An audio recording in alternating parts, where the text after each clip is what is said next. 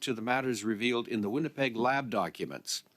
I'd now like to welcome the Honourable Mark Holland, Minister of Health, and the following officials from the Department of Health: Nadine Huggins, Assistant Deputy Minister and Chief Security Officer, Corporate Services Branch; and from the Public Agency of Canada, Heather Jeffrey, President, and Dr. Guillaume Paulquin, Vice President, National Microbiology Laboratory, by video conference. And we see everybody present. Minister Holland, you may commence with a 5-minute opening statement. Thank you very much, Mr. Chair. It's wonderful to be here. I appreciate the committee giving me the opportunity to answer your questions and to make some brief opening remarks, if I could. Let me start by saying that the action of the two employees, former employees at the National Microbiology Laboratory, are reprehensible and are deeply disturbing. That two Canadian citizens, two eminent scientists who are well known throughout North America for their contributions to in the field of therapeutics and vaccines and virology, lied, misrepresented themselves. These were employees who were hired in 2003 and 2006, respectively, and who had made great contributions outside of this. But appropriately, the Public Health Agency identified them. They were fired, and they are now the subject of investigation. The second thing I'd like to say at the onset, if I could, Mr. Chair, is just to recognize the extraordinary world-class work done by the National Microbiology Laboratory. Its surveillance work in the area of infectious disease, in emergency outbreak preparedness and response, training, research, and development helps keep Canadians safe. We're extraordinarily lucky to have some of the greatest scientists in the world working in that facility. Their work is absolutely critical to the continuing evolving health environment that we're in that necessitates international cooperation. I would also recognize that in the past 5-6 years, not only have we had a global pandemic, but that the threat environment that we live in is different. Countries such as China are implicating themselves in our domestic processes in a way that would have been unimaginable just 5 years ago. And as such, we have to respond, and are, and I'm happy to talk about some of those responses. But I think it's important context, Mr. Chair, if I could, to talk about how we got here today. I was a member of the Public Safety and National Security Committee. I was its vice chair. And we had an opportunity going back in 2006, 2007, 2008, 2009, 2011 to say to the government of the day, the then Conservative government, that the recommendations of Justice Iacobucci and Justice O'Connor were essential. And one of the main recommendations of both of those processes was to have a committee of parliamentarians that would have the opportunity to look at all documents. It's important to note in this particular case that the employees who were hired in 2003 and 2006, that the only thing that would be different today, if there hadn't have been a Liberal government, is we wouldn't be having this meeting and you wouldn't see the documents. The Conservative government of the day refused to allow parliamentary oversight. In 2021, when this matter was before the House of Commons, there was a battle in Parliament, a disagreement about how these documents should be looked at. At the time, the offer was made for the NSICOP committee to be given an opportunity to take a look at this so that parliamentarians of every political party would have the opportunity to take a look at the documents in their totality without redactions. And the comment was made after the 2021 election to me, when I was then the House Leader, that there was concern that the opposition parties had that would mean that if they disagreed with redactions, that they had no challenge function to those redactions, and I think appropriately they asked for the ability to challenge redactions. So at that point in time, as House Leader, I worked with other parties. Initially, it was just the Democratic Party.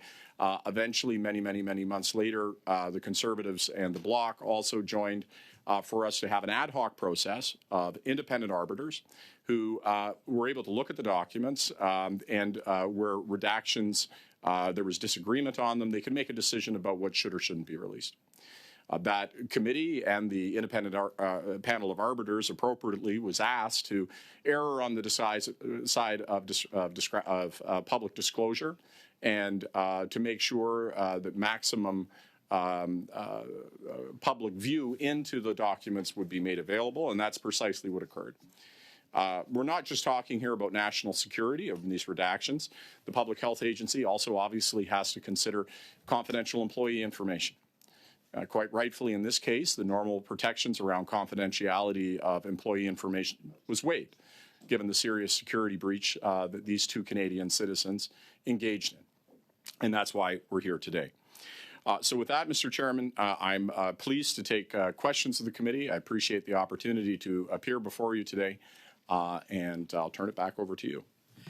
Thank you, Minister Holland. We'll begin with Mr. Cooper for 6 minutes. Thank you very much, Mr. Chair. Thank you, Minister. Thank you to the officials who are here.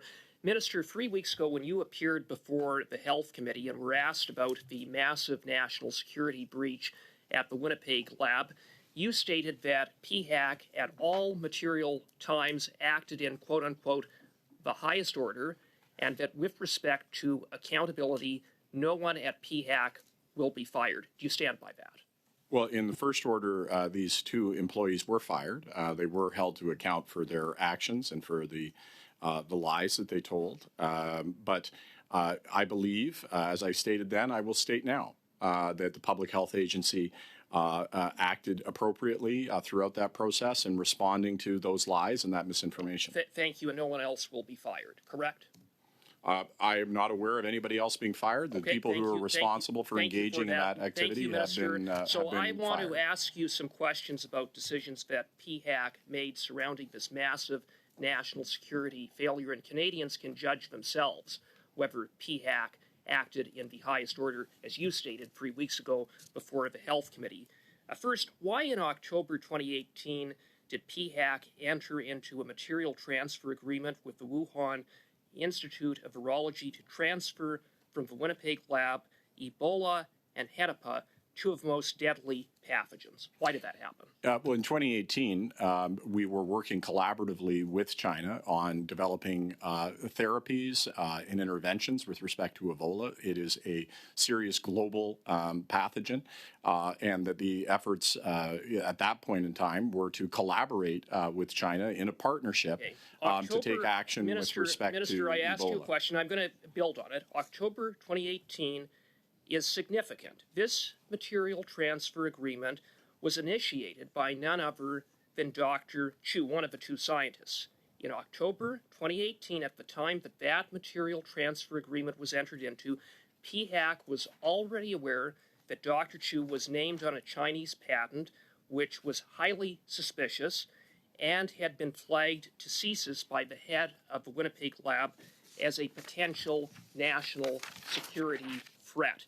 And so why in the world, with that knowledge, would PHAC transfer deadly, dangerous pathogens to Wuhan at the request of a scientist that PHAC knew at that time was a potential national security risk? Well, in the fall, as you know, in the fall of 2018 is when this matter was first flagged as concern, and we have due process. The transfer that you're talking about was done in the full knowledge and with the full cooperation of the Public Health Agency in the interest of advancing the protection of our species against the infectious disease of Ebola. And at that point in time, the effort, because Ebola doesn't know boundaries, the effort was to work collaboratively with China and other countries. It is deeply disturbing, obviously. Chair, point of order. This is the third time now that Mr. Cooper has interrupted the minister who's here as a witness. I think he's answering in good faith. I think that Mr. Cooper is asking questions, which he's perfectly entitled to. I would just ask, Mr. Chair, that the usual, the typical, the collegial back and forth that we would expect here at committee be allowed to take place rather than interruptions, because I'm trying to get a sense of the answers as well, and interruptions get in the way of that. Thank you for that, Mr. Fragasatis. I think that Minister Holland, you should do your best to keep your answers concise, given that there is limited time for questions. Mr. Cooper, allow the minister to complete his answers. Go ahead, and we've stopped the clock, so okay. You're good to go. Thank you, Mr. Chair. Minister, you are right that it was in the fall of 2018 that red flags were first raised about these two scientists. And a preliminary investigation wasn't undertaken until December of 2018. That's months after the first red flags were raised, and in the interim, a material transfer agreement was signed with Wuhan at the request of one of those scientists who was deemed to be a potential national security threat. Why did it take so long to launch a preliminary investigation?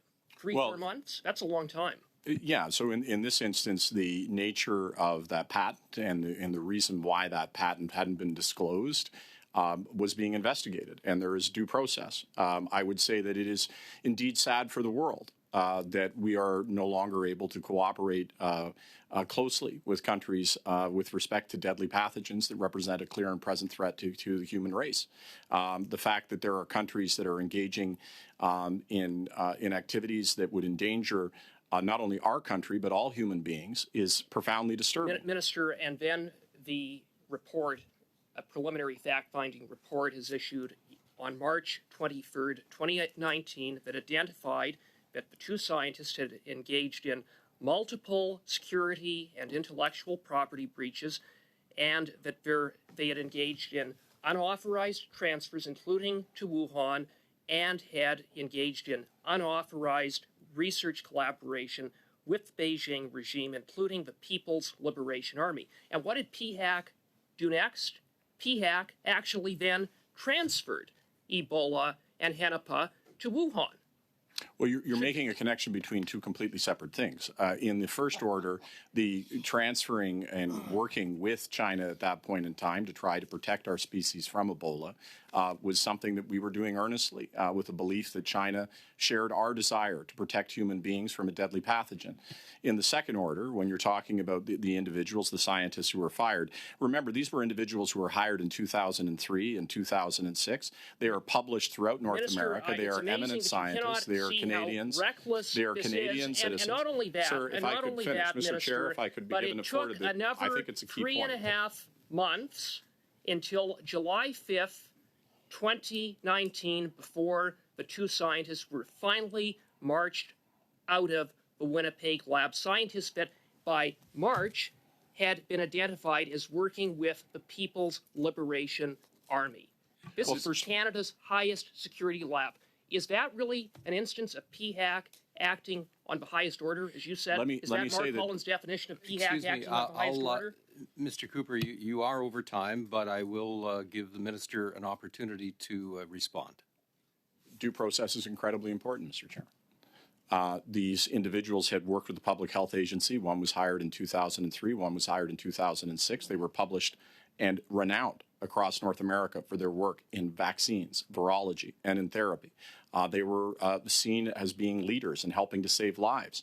If you are making an accusation against somebody and these people's careers rightfully are destroyed, before you destroy somebody's career, they are entitled to due process. Minister, due process is important in this country. Mr. Cooper, I'm sorry, your time has expired. Again, when we speak over each other, it makes it very difficult for our interpreters to do their job. Okay, we'll now go to Mr. Frankiscatos for 6 minutes or less. That's Mr. Nakviak. Oh, I'm sorry. Yes, sir. Go ahead. Thank you. Thank you very much, Chair. And Minister, welcome to this committee. And I want to pick up the conversation where Mr. Cooper left it, because I think he's throwing quite a few dates and perhaps muddling the facts. Canada, I'm assuming, have had a long-term relationship in working along with China and other countries when it comes to finding a cure for deadly pathogens, as you put it, and other matters. Can you walk us through the kind of relationships, kind of arrangements and agreements that Canada, through Public Health Agency of Canada, goes through and develops with other countries like China? Well, the collaborations that we engage in internationally are critically important to protecting our population and to protecting human beings all across the world. As I mentioned, pathogens don't know international boundaries, and they certainly aren't interested in politics.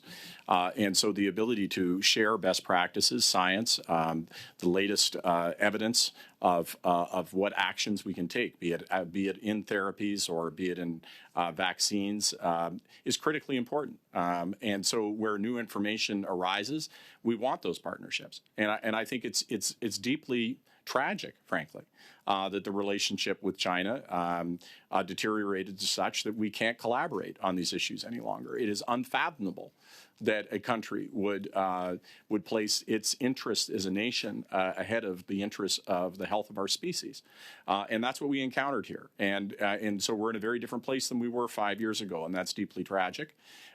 That is separate and apart, and I think we have to be very careful because there's an attempt to conflate these things with the action of Canadian citizens who lied. You know, were in their jobs and completely misrepresented themselves to the public health agency. That's reprehensible. They were rightfully fired. They're rightfully subject to investigation, and that is certainly a very serious matter. But we have to be careful, I think, in the characterization of that, not to conflate things. So obviously, what happened in 2018 and 19 in terms of these two particular scientists, and they essentially lying to the employer, the National Microbiology Laboratory. Can you walk us through what steps have been taken by the National Microbiology Laboratory to ensure that the safety and security is enhanced, and so that what happened in 2018-19 could not happen again? Yeah, I thank you for that question. And I think, look, anytime somebody misrepresents themselves and engages in behavior of this nature, you learn. And certainly the threat environment for Canada has changed over the last 5 years. So there have been really critical actions that I can go into more detail. I know we don't have a lot of time, but with respect to physical security, facility access, employee communication, engagement, technology, partnership and research affiliations, governance oversight, this is a process of continual improvement. And, when it comes to national safety, unfortunately, we don't always, in fact, most often don't share the same values as some of our adversaries. And they're willing to go places and do things that are unimaginable to us. I think it would have been unimaginable that a country like China would have been willing to, in this instance, potentially use pathogens that have a threat to humanity in a way that would advance their geopolitical agenda. That's no longer unimaginable. And so that changes how you respond. And so looking at how employees communicate and whether, and even when they're incredibly eminent, well-published scientists who are Canadian citizens, recognizing that we have to dig more and ask more questions. And in the past, that would have been deeply insulting, I think, to scientists. Now, in the light of this, scientists understand that they can't be taken at their word, that we have to question the relationships they have and probe into their lives in a way that would have seemed entirely inappropriate and crazy before. But, that's the advantage of hindsight. When somebody does something that is unthinkable, then it changes your frame and it changes your disposition. And then we as a society have to accept something that's more invasive. And that's certainly true for scientists today. Thank you. How much time do I have left, Chair? 1 minute. 1 minute. Perhaps in a minute, if I can ask the officials if they can outline what kind of process that both Public Health Agency of Canada and the National Microbiology Laboratory went through in terms of enhancing their safety and security protocols after 2018-19. Thank you, Mr. Chair. I can respond to that question. So in addition to the enhanced physical security access control measures, all policies at the National Microbiology Lab and for the agency were revised. These are secret level facilities requiring clearances, as well as clearances under the Human Pathogens and Toxins Act. There is continual training and review of our guard services as well as our personnel. We have strengthened protocols for deliveries and shipping and receiving, including mandatory controls around documentation and verification of infectious materials.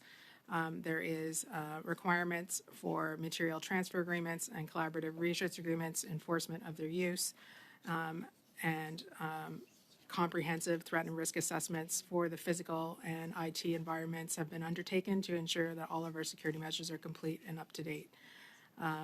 In addition, we have updated our policy on affiliations and our collaborations with academic, research, and healthcare organizations, and we have a new student hiring policy with additional controls. These are designed to respond to the new threat environment that we face. Thank you, Ms. Jeffrey. We have finished with Mr. Naqvi's time. We'll now go to Monsieur Bergeron for 6 minutes. Merci. Thank you very much, Mr. Chairperson, and thank you, Minister, for being here with us today. Well, listen, I listened to your answers to Mr. Cooper's questions, and I found that they were quite naive when you said that you still believed that the Chinese authorities attributed to deathly viruses such as Ebola the same consideration that we would have towards them, i.e. that we need to protect humanity.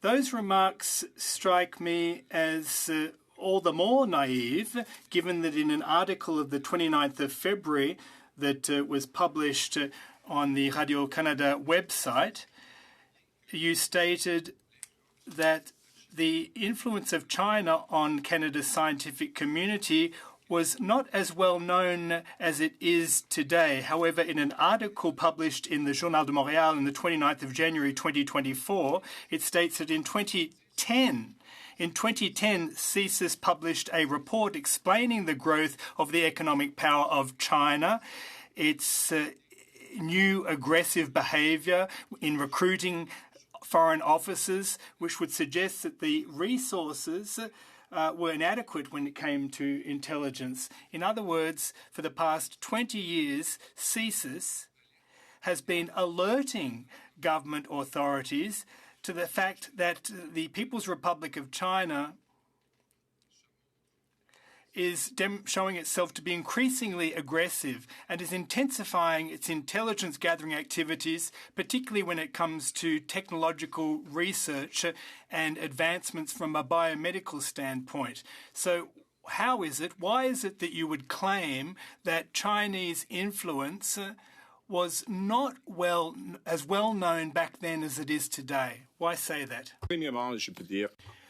Well, right off the bat, public safety is such a complicated issue. There's so many dimensions to it, especially when it comes to a virus that threatens the general population.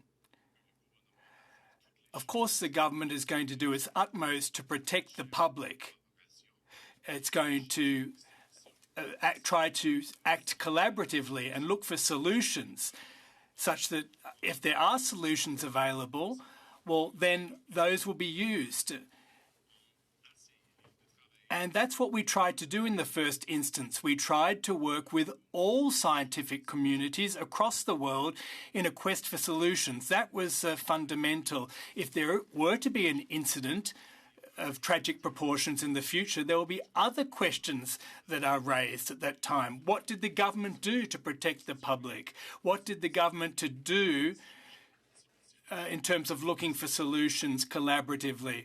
So it is important to, in the first instance, seek to act collaboratively to the extent possible. Now, only 5 years ago, the world was a different place. And back then, well, obviously there were issues with China. That can't be denied. But to my mind, it's shocking to think that a country might play games with a deadly virus for geopolitical reasons. That is a different situation. It's clear to me. And as a health minister, there are a lot of conflicting objectives and priorities. There are a lot of threats on the horizon at the same time, and that's of great concern to me. So we need to cooperate with all those countries that seem to be willing to cooperate with us. It's terrible that a country that is big as China is not collaborative, that we cannot work with China. There are so many wonderful, incredible scientists in China who come up with wonderful solutions, and they represent a huge amount of potential both for Canada and Canadians. It is just so sad that we've had this interaction with China come to a screeching halt. This has had an impact not just in Canada but for the whole world. Well, we need to acknowledge that that concern that you have, that is to cooperate with all countries that might be in a position to prevent the proliferation of viruses that might be catastrophic and deadly for humanity. That is a praiseworthy objective. I acknowledge that. However, given that for the past 20 years, CSIS, in fact, alerted the Canadian government that there was a real issue when it came to scientific espionage being perpetrated by the People's Republic of China. Don't you think that it was imprudent of us to continue to share our secrets, our scientific information and intelligence with scientists who shared these wantonly with the People's Republic of China? Response. Well, when a country threatens information, well, there's always a threat that a country might use that information for their economic advantage. That's one kind of risk that we run, one kind of threat. But it's far less important than a threat to our national security and safety, of course. So if you cast your mind back 5 years, at that stage of the game, it was possible that Chinese scientists would use that information for their economic advantage and gain, but that didn't have huge ramifications. But the fact that they instead weaponized this virus as a threat to the global population, well, that's a different kettle of fish. And as I've previously said, this is so unfortunate that, you've got 1 billion people in China and we can no longer cooperate with them when it comes to virology. That's really a different kettle of fish, as I said. Thank you. We'll now go to Mr. Desjardins for 6 minutes. Thank you very much, Mr. Chair. I want to thank the Minister for being present on a very important piece of work because it concerns, I think, something most Canadians are concerned about, the safety and security not only of our country but of our information. And in an age of digital technology where companies and countries are both participating in an information exchange but also in withholding of information, it's really the kind of, to put it in terms of I guess, bad actors, it could be a battlefield.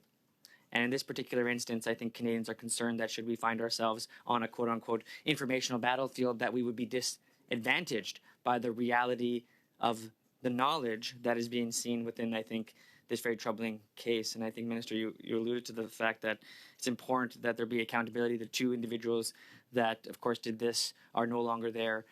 But, of course, what isn't known is how cooperative their other officials could have been, or other persons or other personnel. What information have you reviewed or your ministry reviewed, maybe in coordination with CSIS, the safety and security of other persons within our health agency, particularly within the work of information science technology of PHAC?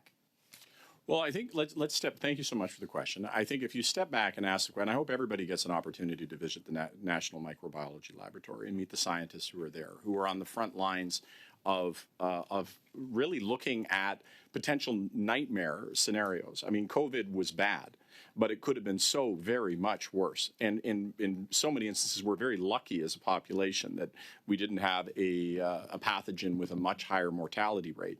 That remains an eminent risk for our population at any given time.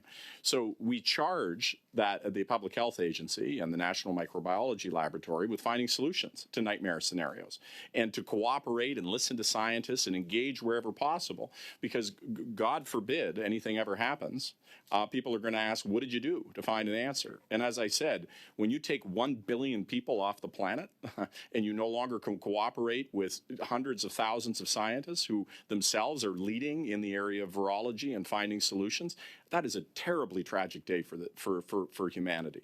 And so I would say that when I look at it, and I would encourage you to look at it too, that the threats that the Public Health Agency is trying to navigate, think about this. These were employees engaged in 2000. Just the timing is sure. really yeah, short. No, let's go ahead. Just back to the question on, have you reviewed or have you met with CSIS to review existing personnel and agency, whether or not the security clearances are in fact appropriate?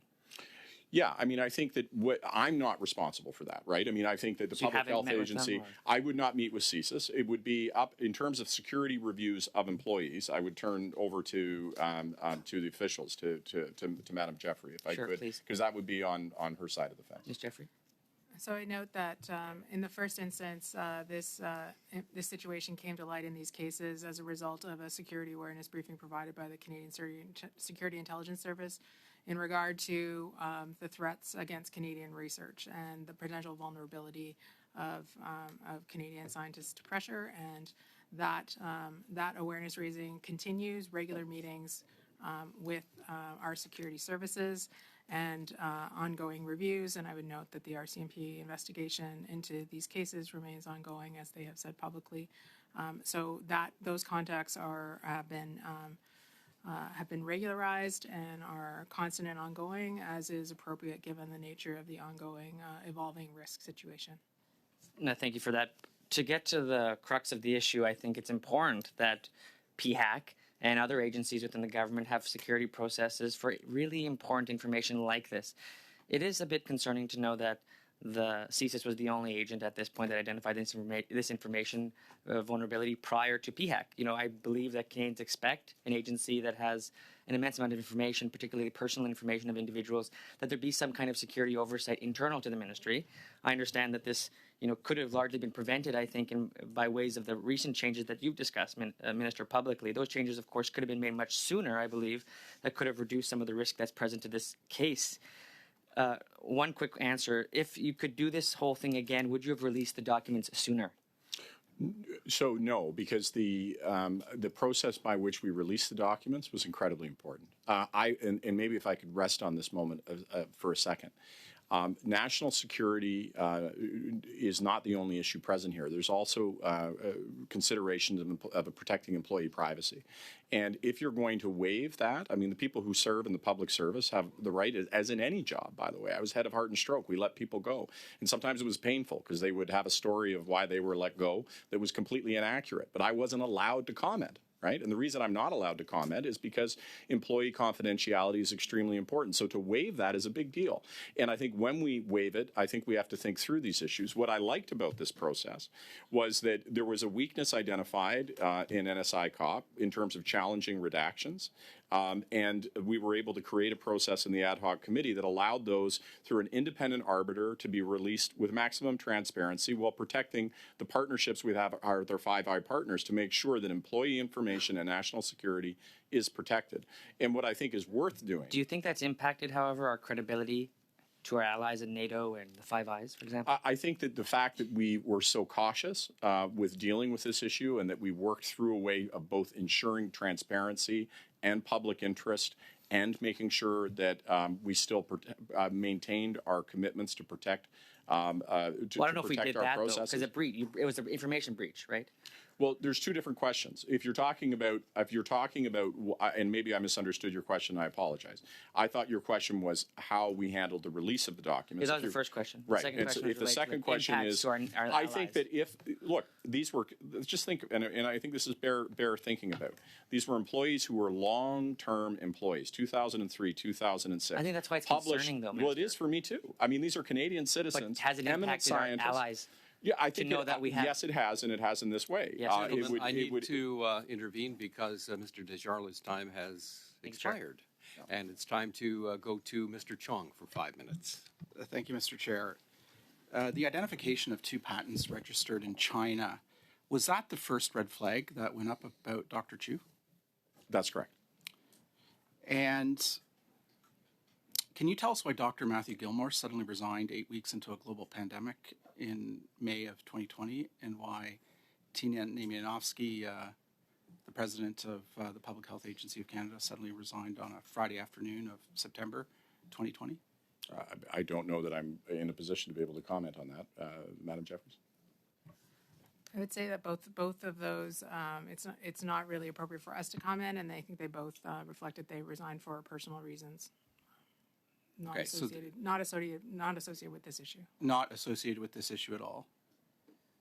Okay. I'm not privy to their reasons, but that was what You know that they resigned for personal reasons? That's what you're telling Perhaps if I could respond. I mean, I think one of the challenges, and I got into it earlier, anytime we're talking about information with respect to I know what you're an gonna say, employee, we have to be very, very With respect, careful. you are wrong in that. The Privacy Act exempts parliamentary committees and other judicial proceedings from the terms of the Privacy Act. That's stated in the opening clauses of that act, which is an act of Parliament. So we are exempt from the provisions of the Privacy Act when we're asking questions in respect of employees of the Government of Canada. We went through that in the previous Parliament on this very committee, actually, when we were asking for these documents.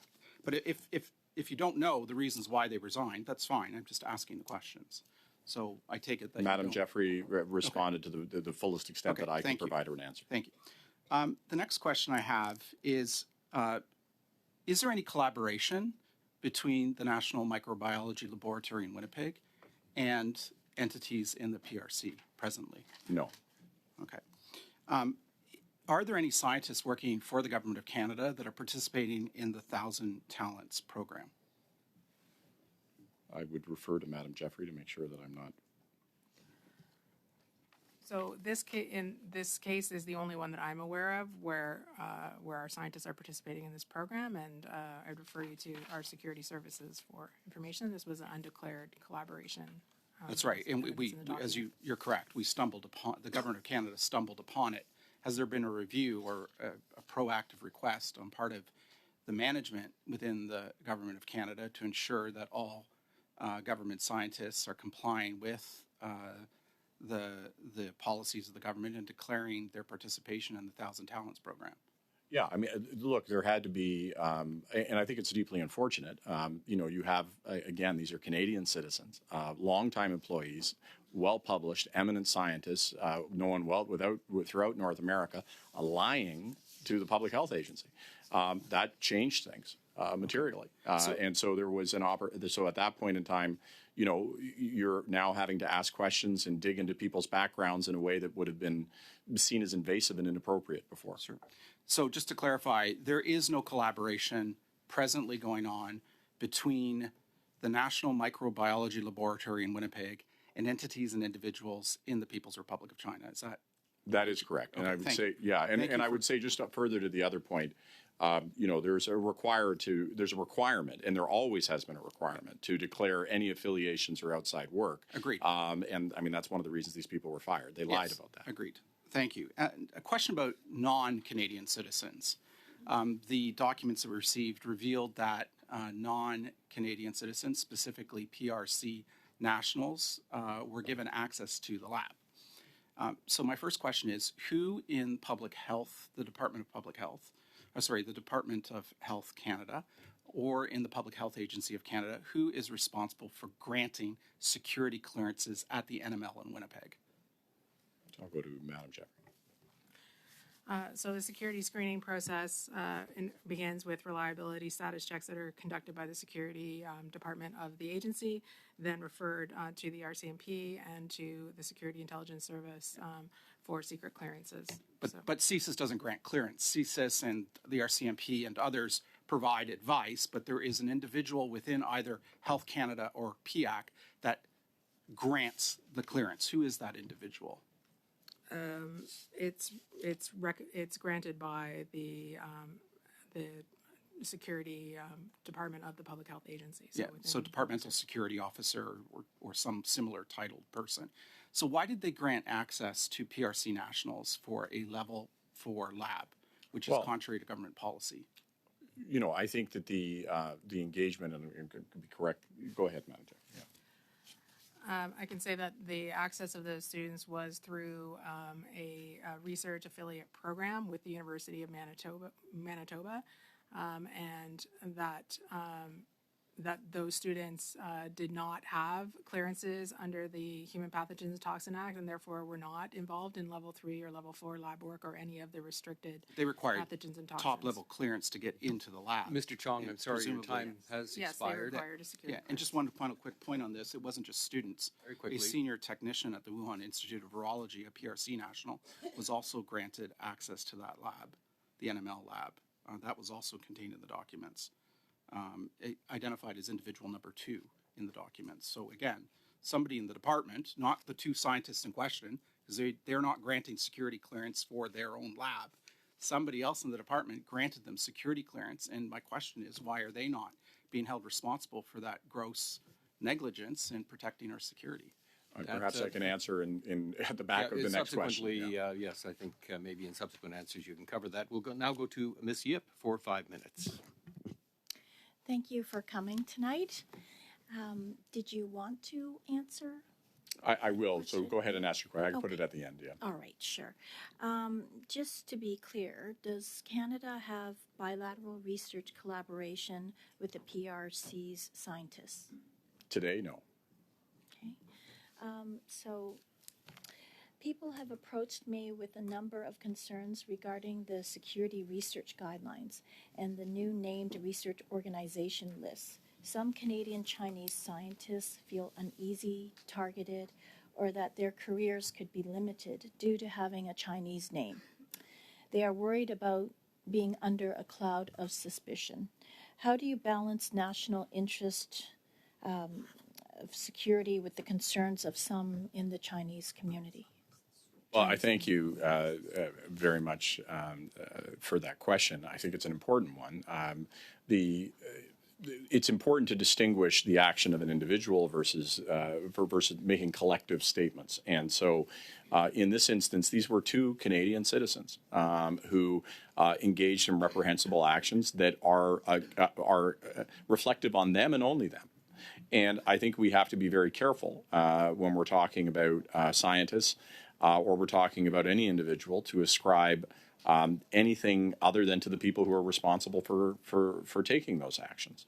And I think it is in this geopolitical environment, it's very difficult with tensions being where they are with China to separate out the actions of the government of China versus citizens of Canada who happen to have Chinese ancestry, or for that matter, people living within China. There are unbelievable numbers of wonderful Chinese scientists doing incredible work for the betterment of humanity in China now. The actions of a Chinese government we cannot allow that to color our view and to create the kind of distortions that you're talking about. And we have to root that out. So I would suggest that we need to step back and really consider very carefully how we address these issues. And I always think of, first principles. The first principle, everybody in this room agrees that protecting our nation from foreign interference is our top priority. That we have to protect this country.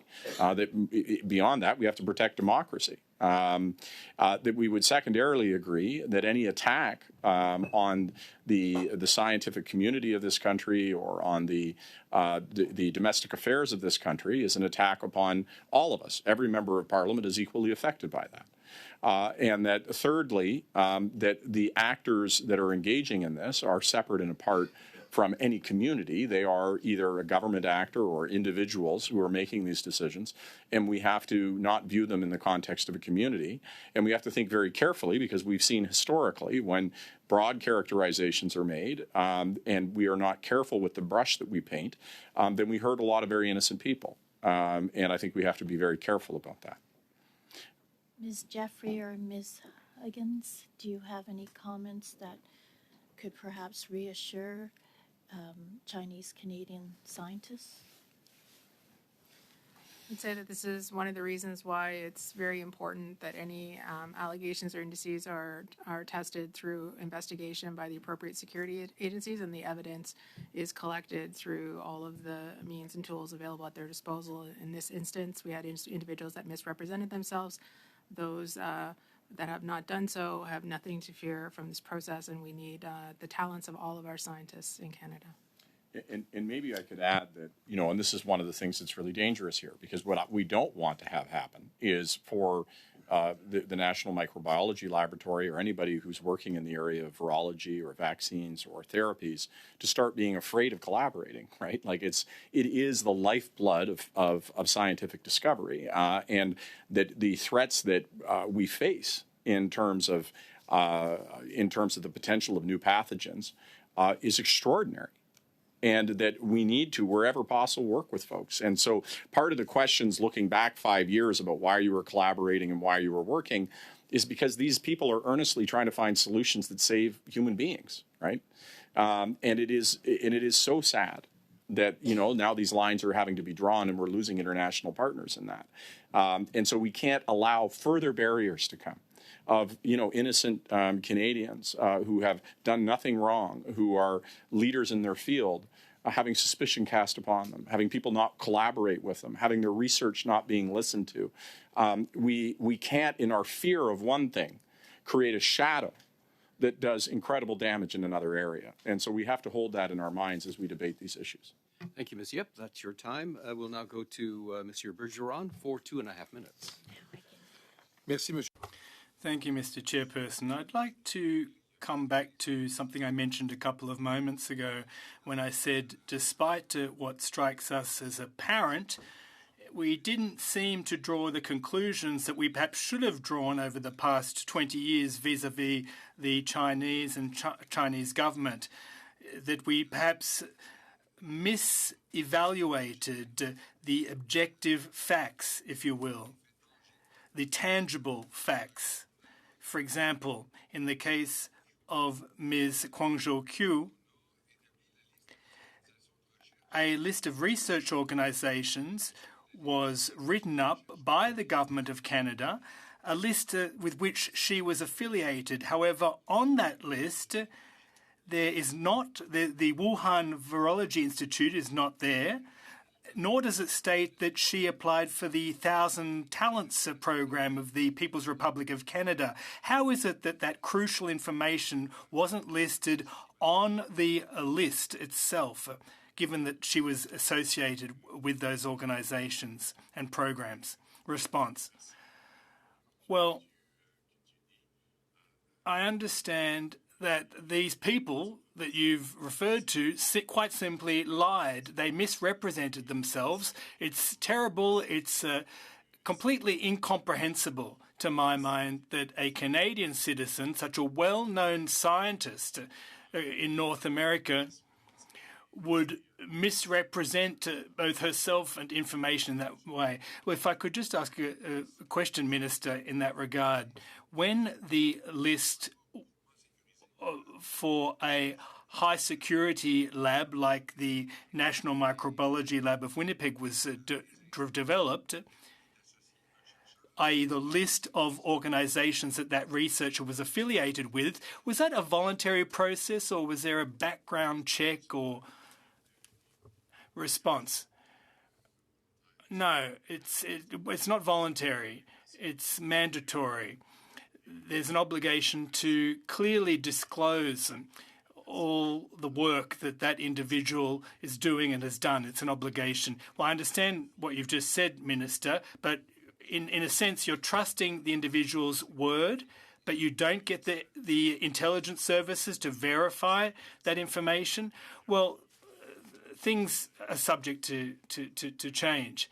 For example, if someone is well known, like that particular individual, someone with a long-term experience with the Government of Canada and who's a citizen of Canada, well, it's the responsibility of those individuals to disclose their engagements and affiliations. But when it comes to the RCMP and CSIS, well, early on in the process, the information is verified.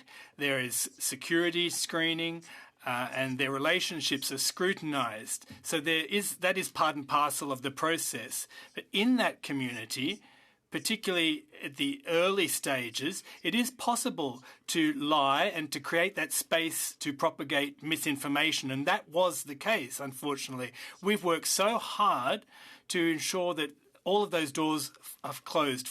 To Mr. Desjardins for 2.5 minutes. Thank you very much, Mr. Chair. Minister, I want to turn now to a question of opinion that is likely to form question of policy in your mind as a minister, and I think many Canadians want to understand how you think about particularly these issues as they relate to decisions of today. How important is security communication and audit and evaluation work for your department?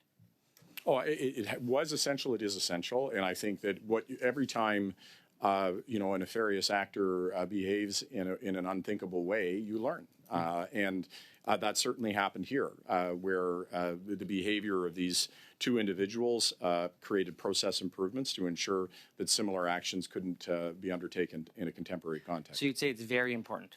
Essential. So it's essential. Your department plan as of February 29th, 2024 indicates that you'll be cutting these three areas. In particular, as it relates to the Winnipeg incident, I think it's quite irresponsible to be making financial cuts in this area. Can you describe why your department's tabled plans to make significant cuts to these three programs? I'm not aware of any cuts. It's in your department plan. Have you read the departmental plan you tabled on yes, February 29th? Yes, I have, but I'm not aware of any cuts. Madam Jeffrey, can you? I'd say we're not making any reductions to our security expenditures except for those related to the oversized nature of our pandemic response. Of course, our departmental estimates are coming down off that peak, but we in fact are making new investments in cybersecurity, our IT infrastructure, and our security. So to clarify, you're saying that because it's important. I didn't understand. Please clarify. So you could imagine during the pandemic, the Public Health Agency was scaled up radically to meet the demands of the pandemic. For these areas, security, communication, and audit evaluation? Well, for every aspect, because you could imagine the number of employees that we had was vastly larger. So, for example, if you're having to run security checks for a much larger workforce, there's going to be increased costs. You have a smaller workforce, you're going to have less need for those security. So, any reductions that are in security have nothing to do with a reduction in security. It has to do with a scaling back of workforce moving into a post-pandemic period. So, to what level did you return it to then? Well, we're above pre-pandemic levels, 2019 levels, and we're making continued investments to go beyond that, some of which I look forward to talking about in coming days. But we're above where we were prior to the pandemic. And in terms of judging how you allocate resources, particular to these areas, in light of the Winnipeg incident, how do you justify the increase or not in the increase? Well, I think the investments have been appropriate and they continue. That there is, across the spectrum of health, unbelievable needs, right? And every moment that you take from one area, you have to give to another, and there's a limit to what you can do fiscally.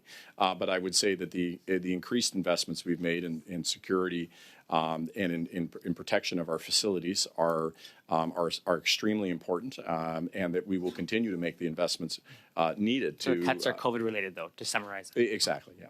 Mr. Chair. Thank you, gentlemen. Dr. Ellis, the final 5 minutes are yours. Thank you very much, Chair. Thank you, Minister. Back in 2017, Minister, the United States raised questions about the Chinese Ministry of Defense's Academy of Military and Medical Sciences Institute of Microbiology and Epidemiology, saying that they were a risk of potential biological weapon capabilities. Doesn't that fly in the face of you saying that we had a great relationship with China then? I don't recall having said we had a great relationship. I said that there were, at that point in time, emergent concerns, certainly around the way in which China was engaging itself internationally. There were some early warning signals that things were beginning to turn in a bad way. But I would say that the management of risk, in particular when we're talking about deadly pathogens and trying to find answers, that at that moment in time, thinking that you would use information around therapies and vaccines to try to use them for some sort of geopolitical military purpose, that was a different dimension at that moment in time. But realistically, Minister, clearly the United States identified that they were talking about small-scale offensive biological weapons program. Well, at that moment in time, you think about it, you've talked a lot about Ebola. Wouldn't you use Ebola to do that? Wouldn't that be a great pathogen to do it? Well, no, actually, what I would say is that the international cooperation. You're not letting me finish my sentence. What I'm saying is that. what I'm attempting to answer. So what I'm saying is that international collaboration at that moment in time with respect to Ebola and any number of other pathogens that was happening at an international stage. But China represents 1 billion people. It has an enormous wealth of knowledge and information. I don't know about China. And well, no, but we wanted them to be part of that solution. Don't you think that's dangerous? I think it's dangerous to give up on collaboration with 1 billion people. Unfortunately, we had to do that because the threat environment evolved. So even though we have scientists sending a potentially weaponized virus to a power that's going to make biological weapons, clearly, you think that's Ebola. okay? So No, that's I think okay with Ebola exists today as a deadly pathogen. Is that okay with you, or is it not? Ebola exists and is easily found in there's outbreaks all over the world. That's not true, Minister, because there are outbreaks all over the world, and China's objective was to. Excuse me. Well, I don't know if you want me to answer or not. I guess that's up At the to Wuhan you. Institute of Virology, they didn't have Ebola until the scientists at the National Microbiology Lab sent it to them. There are regular outbreaks. There have been regular outbreaks over the last 20 years of Ebola. Did they have it in Wuhan before it was sent from Canada or not? What I would say is Simple this, question. which is that Ebola exists today. It has Minister, existed for decades as a deadly pathogen. I didn't ask you and for it doesn't a need to lecture be on- weaponized. I didn't ask it you for a already lecture is. on Ebola. Chair, Yes, Mr. McVie. I think this committee was going so well. There were some very thoughtful back and forth that was taking place from members from all parties. And all of a sudden, I'm seeing a behavior that I saw from Mr. Ellis in HESA committee, which is highly inappropriate. And I think it's undervaluing the work that this committee is doing this on a very important topic. Pose a question, wait for the answer, get the answer. You may not like the answer, but at least have an opportunity to have a respectful discussion between the member and the speaker. And I didn't ask for a lecture on Ebola. Thanks. Yes, I think. Thank you for interrupting. I mean, this is just Mr. Ellis just made my point by even interrupting another member on a point of order. I mean, you come with a certain attitude, or you here to make sure that there is respectful conversation happening, as was being done by other members from his own party and other members from of the committee. Perhaps I could just in 10 seconds, Mr. Chair, to respond, because I should have a 10-second runway to answer the question. Well, no, we've stopped the clock because I want Dr. Ellis to have his full 5 minutes. Thanks very much, Chair. I appreciate that. So, I guess Dr. the Ellis, question... if I could please, again, this is just in the interest of our interpreters that when we talk over each other, it makes things very difficult for them. And so I would ask, in respect of them, that we keep things, orderly. Yeah, maybe if the minister would answer the question. So we'll move on from there. I guess that's the question that we'll leave. Are there other 1,000 Talents program scientists working in other Canadian labs run by the Canadian government? None that we are aware of, no. And I can say that with respect to, there's no weaponization. No, I appreciate that answer. Well, to the other one, if I could say, Chair, there's no evidence of weaponization. Are we going to have this guy answer the question? I mean, once he does, then he doesn't need to keep talking. I was attempting to answer the question. I didn't get a chance to answer before because you're interrupting me. Then have you done an extensive investigation to understand, are there other 10,000 Talents program That would not be scientists? conducted by me. I would refer you to intelligence officials in terms of what actions they've taken. And my understanding is that those officials are going to be before this committee, and there'll be an opportunity. Now at the current time, Minister? I'm not responsible for that investigation. It wouldn't be me or my department. I didn't ask you if you're responsible. I asked you if there's an investigation. I would say that those individuals will be appearing before this committee, and you can ask the questions of them. And if you want to listen to them or give them an opportunity to have an answer, then you a question. So you're not really asking we a have a question. point of order. You're badgering me, but that's okay. I'm sorry to hurt your feelings. You're not hurting my feelings. You're just not letting me get a chance to answer. You're not answering the question. That's the biggest problem. Dr. Ellis, please. Chair, I echo what Mr. Nakvi said. The meeting was going well. These are important issues. No one's denying that. But if we're going to be serious about getting answers that allow for a genuine approach, one that prevents errors like this from happening in the future, then at least allow a civil dialogue to take place. That's all we're asking for. We're going to have a number of meetings on this very issue, it looks like. And so I don't know if Mr. Ellis is here as a permanent replacement. I don't know if he's here temporarily. But I would just ask for the member to act as an adult. I don't know how else I can put it. All right. I think, listen, we've made our points. Let's keep things cut, neat, tidy, short questions, short answers. Get it done, okay? Dr. Ellis, you have just a tad over a minute left. Thanks very much, Chair. So considering the what we've learned so far, which is next to nothing, what prompted the SDG of the NML to ID Drs. Chu and Chang as potential security risk as far back as 2018? Well, as Madam Jeffrey had indicated, there was a process where there was an update that there was from CSIS on the potential of employees being approached or being attempted to get information from them and to undertake reviews. And as part of that review that came out of that process in the fall of 2018, it was found that there was a patent that had been... Excuse me, Minister, that's not true, because the patent issue we already established came in October. This was in August